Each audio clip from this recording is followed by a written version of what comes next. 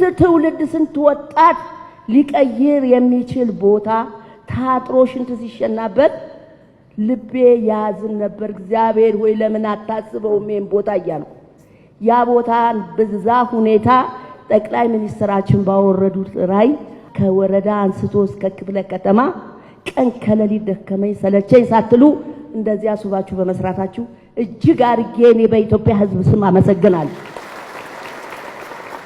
አመሰግናለሁ። ፒያሳ ደግሞ አሮጌ ቆርቆሮ ይባል ነበር። የት ናችሁ ስንባል አሮጌ ቆርቆሮ። ፒያሳ የፍቅር ሰፈር ነው፣ የፍቅር መንደር ነው። ያ ትንሹ ትልቁ በልቶ የሚያድርበት ሰፈር ነው።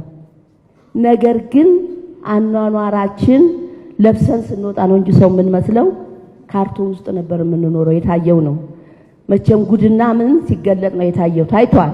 ሽንት ቤት የሌለው ቤት ውስጥ እንኖር ነበር። ሽንት መከራ ነበር የነበረው።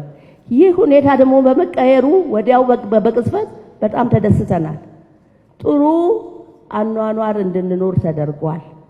አሁን ላይ ደግሞ ስንመለከት ይህ ፒያሳ መልሶ በእንደዚህ ሁኔታ መሰራቱ ይህ ሰፈር እንደዚህ ተሰርቶ በማየቴ እግዚአብሔር መልካም ነው። ለእናንተ ማስተዋልና ጥበብን የሰጠ እግዚአብሔር እናመሰግናለን። ሊመሰገን ይገባል። ዝም ብሎ አይደለም የተሰራው። አንደኛ ደረጃ ሰው ላይ ሰርታችኋል። የሰው አስተሳሰብ ላይ ሰርታችኋል። ይሄንን ልልበት የቻልኩበት ምንድነው? ባቡሩ በተሰራበት ጊዜ ቻይና ሲቆፍር የኛ ወጣቶች እዛ ጋር ቆመው ጧት የወጡ ማታ ሲገቡ ቻይናዎቹ ምን ይሉ ነበር? ይህ ሰው ሌላ ሀገር አለው ወይ? አገራቸው አይደሉም ወይ?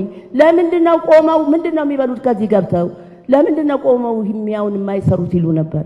ስራ የቀጠሮቻቸው ደግሞ አልሰራ ሲሉ ዶማውን ይቆርጡባቸው ነበር፣ አካፋውን ይቆርጡባቸው ነበር።